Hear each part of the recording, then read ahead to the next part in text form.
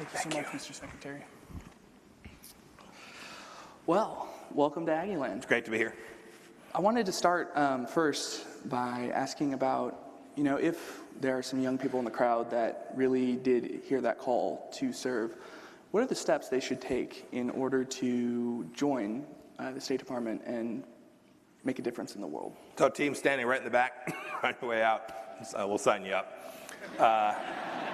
So there's lots of different ways to serve the State Department. We have folks from all different backgrounds, engineers, event planners, speech writing teams, all the skills that the Lord gives different people. You can go take a look on our website. And then for those who want to make a career working in the Foreign Service, it's to study hard and prepare for the Foreign Service exam. And then the process is pretty straightforward from there. Okay, great. As we sort of look towards the future, how does the State Department meet the technological challenges that the 21st century presents? So there's two things as we look forward that I think are absolutely paramount. As Jerica said, I'm now two weeks short of being Secretary of State for 1 full year. There's two things as I stare at the State Department to make sure that we're ready for the 21st century. One of them is what you identified. We need the capacity to move at the speed of our adversaries. They move quickly, whether that's Al-Qaeda or ISIS or the Russians or the Cubans. They make decisions quickly. None of those are democracy with all the process that's attached to that. And I wouldn't trade it for a world. Don't confuse. But we have to make sure that American diplomacy can move at that speed. There's an information component to that. There's a technology component to that. And there's places that we have real work to do. The second thing we need, and by the way, that space, that information management space, we saw this with the Russian efforts to impact our elections. We see this in the information space in Iran today.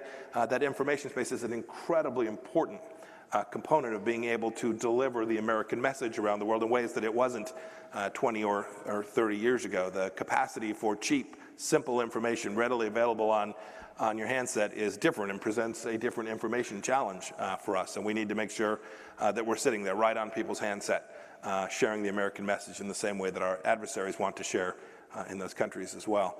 The second piece is cultural, inside an institution. I have run a tank platoon.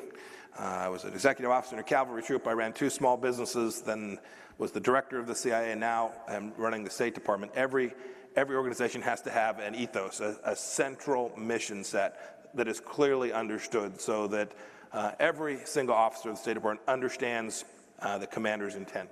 And so we're working to build out life cycle training programs and making sure that the ethos of the 21st century diplomat, the commitments that I spoke about in my remarks, are at the forefront of every officer's mind. So when you get to a place and you get to a time when there's a decision to be made, and perhaps the guidance isn't detailed sufficiently, you'll have the principles, you'll have the core understanding of what it is the expectations are for American diplomats, and you'll make a really good decision. I'm confident that we're in a good place there, but there's always more that can be done.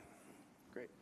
Our campus is so excited to welcome you here today, and in the lead up to today, we gave the community the opportunity to submit some questions, and Wiley has gathered some of those great submissions, and so now I'd like to turn to our audience for some more questions.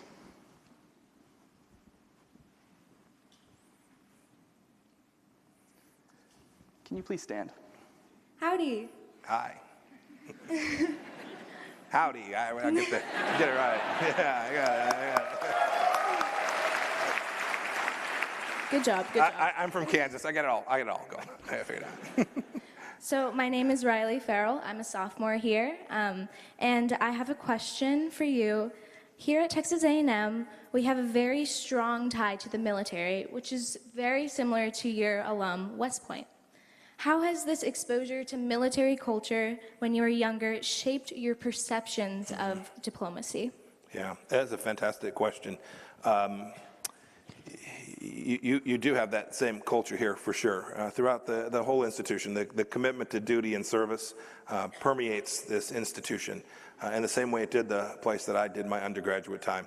I will tell you the other thing that I really took away from my time as a young officer in the military that I think is of enormous value in my current role, and I ask all of our diplomats to do this, which is to listen. I remember, I've told this story before, there's a E7 named Sergeant First Class Petrie. When I was a young second lieutenant, I went to my first assignment. I got out of what was an M151 Jeep. Very few of you would remember these. And I climbed out, and I walked over to him, and I had my gold bar, and I'd been commissioned for all of, I don't know, 90 days or 120 days. And I walked up to Sergeant Petrie, and he saluted and said, young man, you'll do well if you just shut up for a while. He was right. I was also afraid of him, so it all worked. The capacity to understand, the capacity to listen in the military is critical. To listen to your soldiers, to make sure you understand, to listen to your commander so you understand exactly what it is they're trying to get at. The same thing is here. I spend a great deal of my time talking, engaged with my counterparts around the world. I was with Chilean President Piñera a few days back, right? I wanted to not only hear him, to hear what he'd said, the things he had on his mind, but to listen in a way to try and comprehend what it was he really wanted and how our two countries could work best together. If he said, what's the one thing that I remember from my time in service? I learned a lot about leadership, but one of the things I truly did come to appreciate was the value of listening and taking on board the ideas of others so that you can execute the mission more effectively. I hope all of the folks who work here at the State Department take that lesson on board as well. Thank you so much for your answer and for joining us here in Thank Ivyland. you. Thank you, Riley.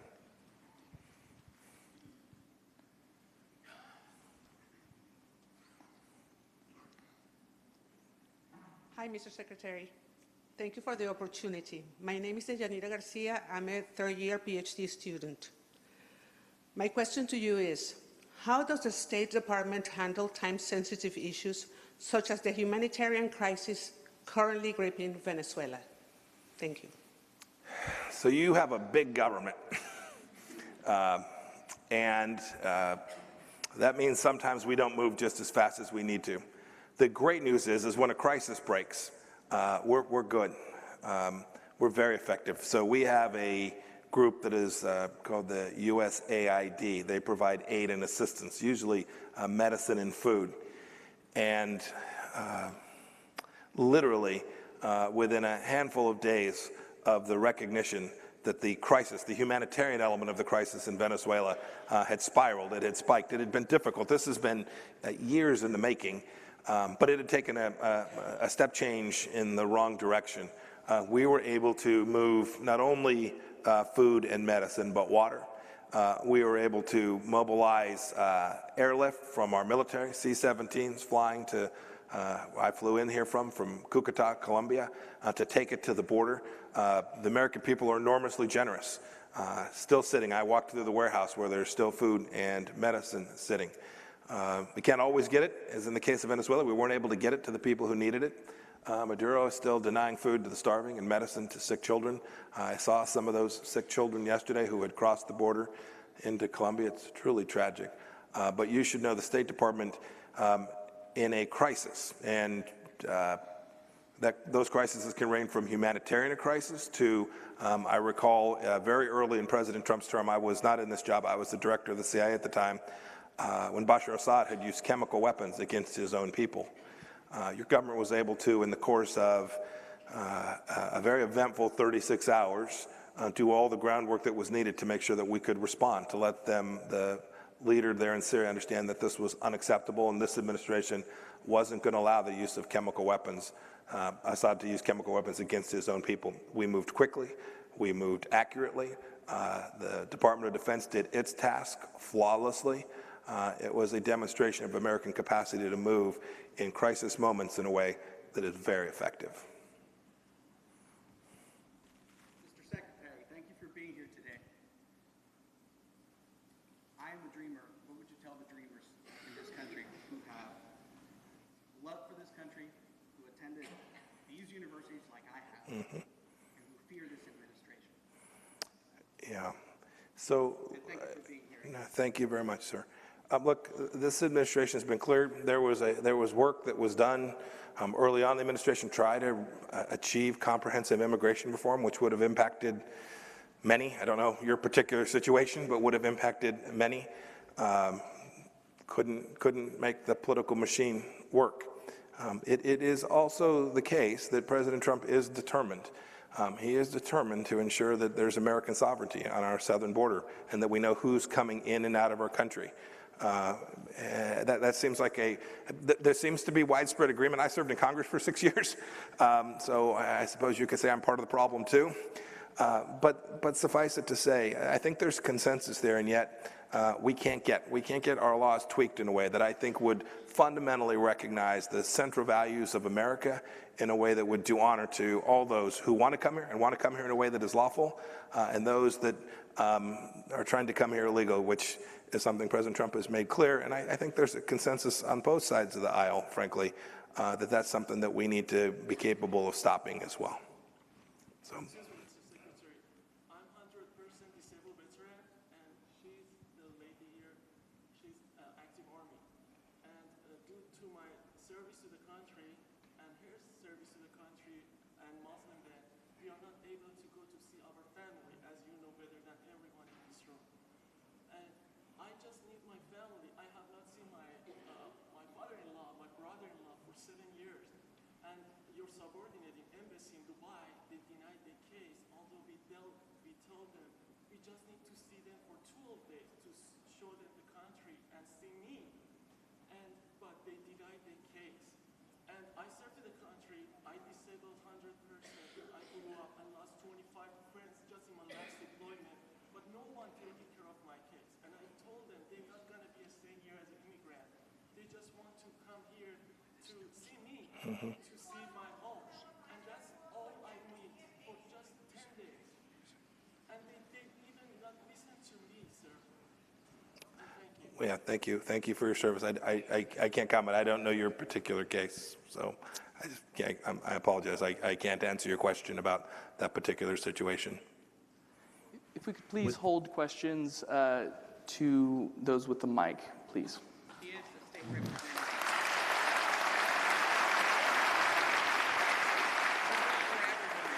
Mr. Secretary, with the new designation of Iran's Revolutionary Guard as a foreign terrorist organization, I was wondering how heavily the United States would be pursuing sanctions against companies with alleged dealings with this organization. Vigorously. So we never talk about sanctions, any particular sanction, before we get to the place where we can make a decision. But this was, if you back up a step, you have to back up a step.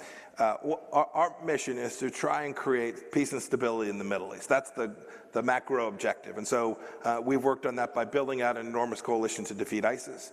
We're still working to take down the remnants of ISIS. There are various estimates from 5 to 12 to 21,000 members of ISIS who are still there, moving around in Iraq and Syria and Turkey.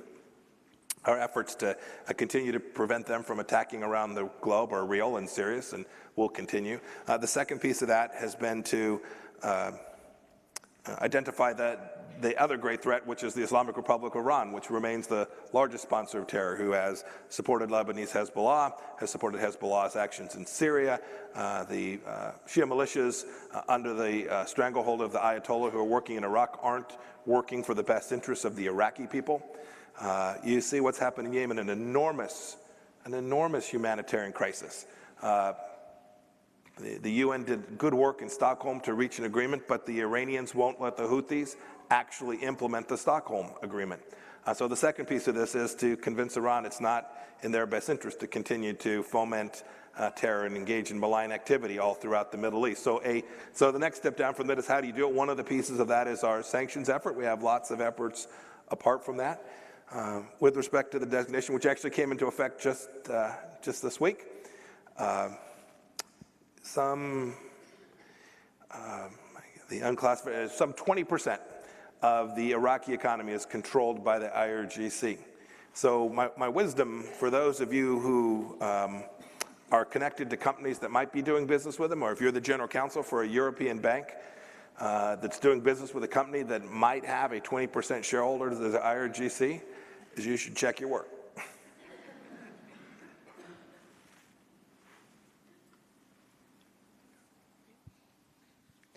Howdy, Mr. Secretary. My question for you is, given your experience as the director of the Central Intelligence Agency, can you elaborate on the intersection between U.S. intelligence operations and U.S. diplomatic operations, as well as how the two cooperate or clash? Yes, ma'am, I can. Howdy to you.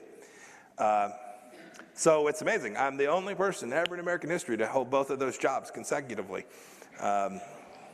We'll find out if that's a good idea or a bad idea. The history books will get to write that. It was fascinating. It was great preparation because I had a couple of advantages coming into this job. I had a chance to work on almost every one of these same problem sets from a different optic in this administration. So it gave me a good jump start when I came to be Secretary of State. The two institutions have very different mission sets. The CIA's mission set is clean and simple. Deliver the best data set to the most important leader in the world, and deliver it in a timely fashion and a consumable fashion. So as CIA director, you spend every moment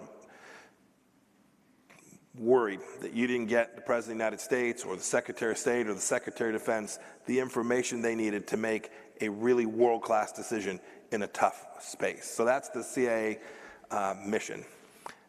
It doesn't come into conflict with the Department of State all that often. Indeed, I spoke with Director Haspel just this morning.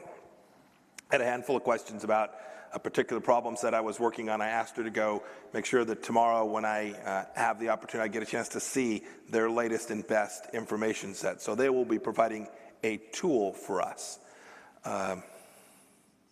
Done well, the intelligence community, more broadly than just the CIA, there are many other elements. We have folks that do lots of other pieces of intelligence collection. The intelligence community will provide that fundamental underpinning. I talked about the Syria chemical strike. The first in the barrel to respond to that was the CIA. The president wanted to know immediately, were they really chemical weapons that were fired, or was this, right? We all seen YouTube videos that turned out not to be true. Were the chemical weapons actually fired by the regime? Did they actually hit civilians? What was the magnitude? What was the scope? What was the nature of those chemical weapon systems? Before he could make a decision or even consider a recommendation by his Secretary of State about how to respond, he needed to have best-in-class data. And we were under the gun. The CIA, the intelligence community, doesn't get things right every time. It has a history. It's made mistakes. It's imperfect like the rest of us. So we were under the gun. The president gave us just a handful of hours, and we deployed an amazing team, and a team of chemists and physicists and engineers and battlefield experts and explosive device experts and folks who spend their whole life looking at potholes in the road to decide what it was that actually created that crater. It's a great life. It took us a few more hours than I wished, but in a matter of hours, I was able to deliver a very clear response to the president, identify places there were risks, what we knew, what we didn't know, but it gave him sufficient information that he could then move on to look for the then Secretary of State to give him a recommendation about the foreign policy that we ought to pursue there. And then in this case, he turned to the Department of Defense to consider potential responses as well. It was a place where you see a perfect example of America's military and diplomacy and intelligence all working together to deliver to the President of the United States a clean set of options based on real data. Thank you, sir. Thank you, ma'am. Howdy, Mr. Secretary. Howdy. My name is Sanjay Lechaman, and I was wondering, in the light of recent diplomatic efforts abroad with nations such as North Korea and Syria, which you talked about a little bit, do you see sanctions being lifted off these nations in the foreseeable future?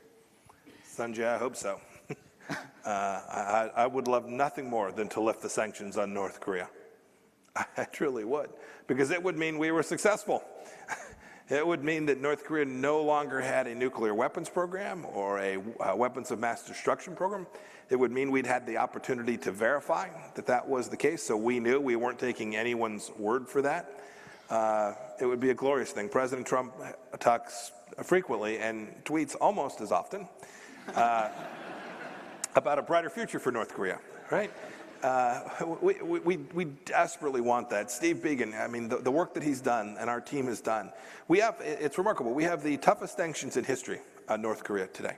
And frankly, the work that's been done at the United Nations, they're not American sanctions. These are UN Security Council resolutions. These are the world's sanctions on North Korea. They're the toughest in history.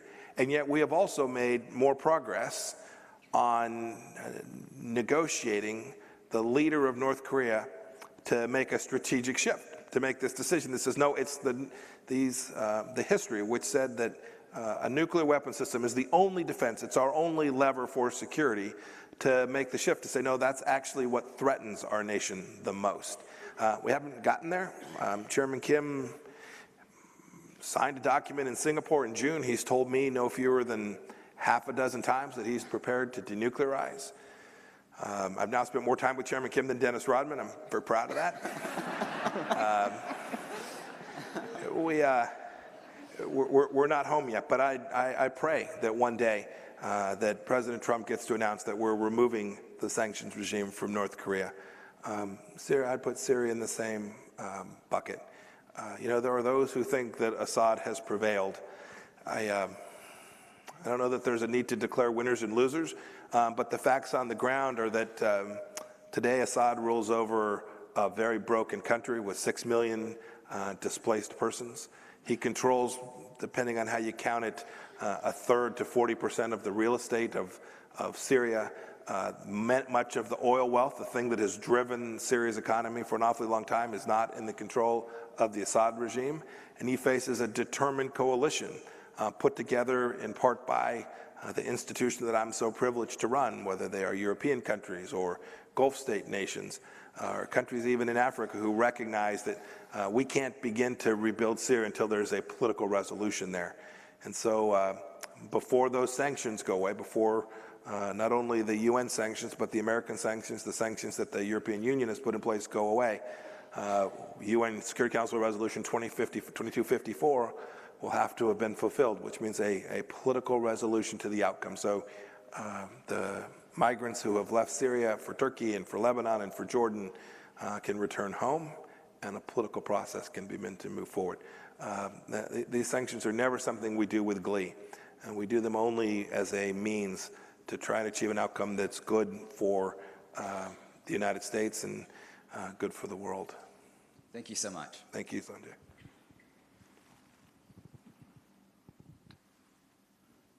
Mr. Secretary, Yes, my sir. name is Oren Shed, and I'm a freshman at A&M, and it's an honor to have you here.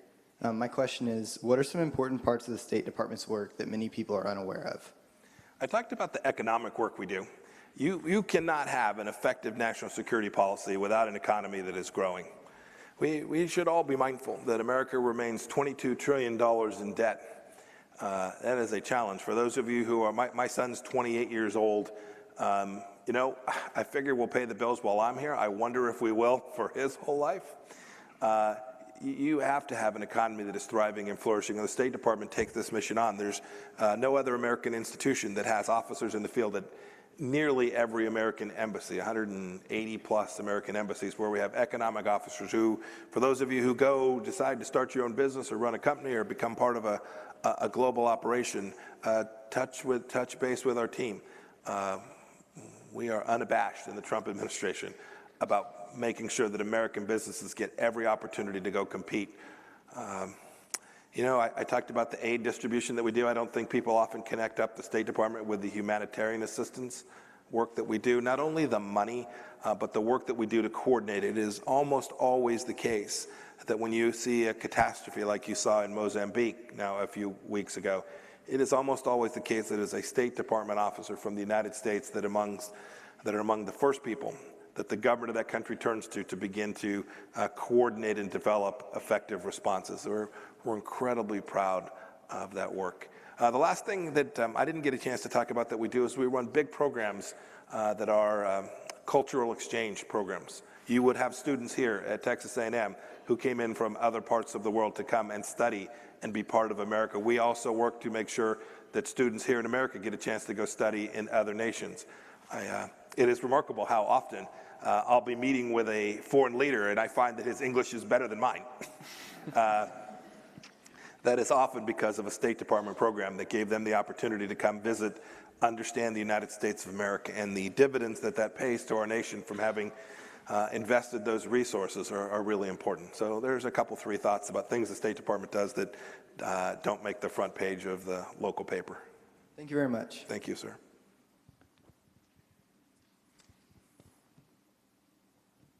Howdy, Mr. Secretary.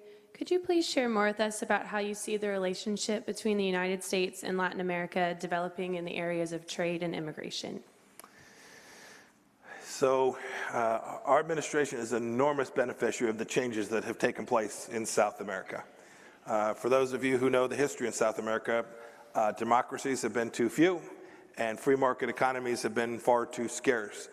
Today, South America is turning back in the right direction. You see that in Peru, you see that in Chile, you see that in Brazil, you see it in Ecuador, you see it in many, many South American countries where people have recognized that the old model, call it, I don't want to use a pejorative, but these weren't free market economies, but that the old model had failed them and that they need to rejoin the global world and compete and produce product and add value. And so on trade, I think there's an enormous opportunity for American businesses to go to these places, to go to South American countries and sell our products. There's growing middle classes in these countries as well. And they will also continue to deliver product into our country. So they will continue to move up the value chain and deliver goods for American consumers at prices that are affordable. I think that trade opportunity down there is enormous. When those countries be successful, the migration issues become mitigated, right?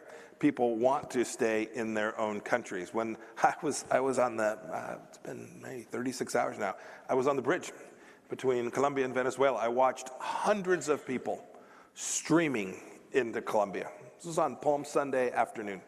Hundreds of people streaming in there. And I had a chance to talk with a couple of dozen of them. With one exception, they all wanted to return home to their own country. They had family there. They had deep roots there. But they had nothing. There was no economic opportunity for them. Indeed, many of them said that they had stayed in Venezuela longer than they probably should have. I met two mothers who had begun to feed their children every other day.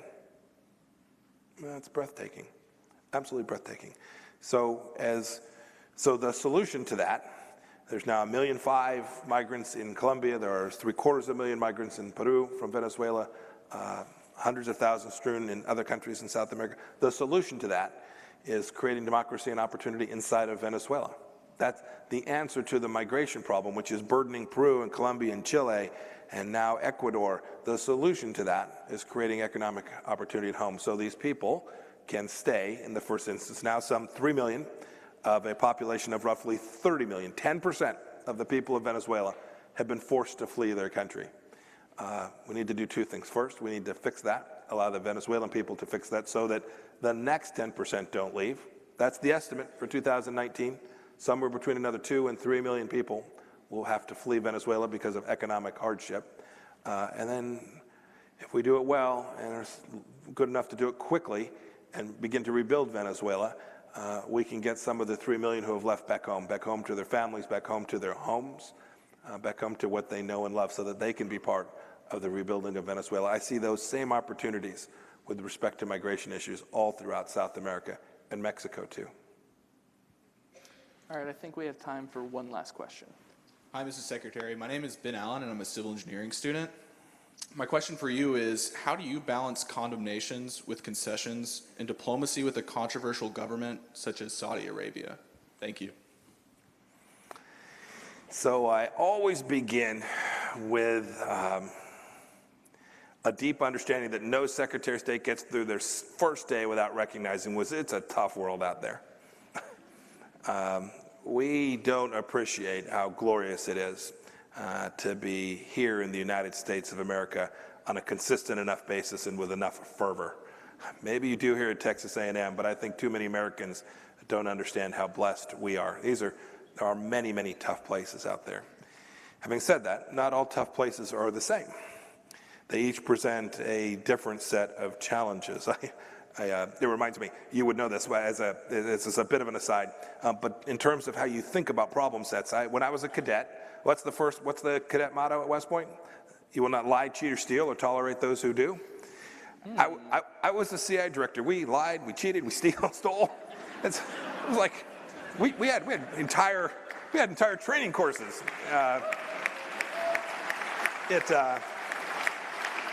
it reminds you of the glory of the American experiment. And so when you deal with these countries, you have to just recognize they're not all the same. Some of these difficult, nasty places want to partner with the United States and just haven't gotten to the right place yet, just haven't been able to move their own institutions. And some of them may only be trying half as much as they ought to be trying, but they're trying to move in the right direction. That presents a very different way of thinking about how the United States ought to address them. In those cases, we ought to assist them. We should never shy away from calling them out. We have to be consistent. The State Department puts out every year a human rights report. It's just a compendium of bad acts around the world during the last 12 months. It's way too long a book. But you should look at it. We call out friends, we call out adversaries, we call out everyone in between.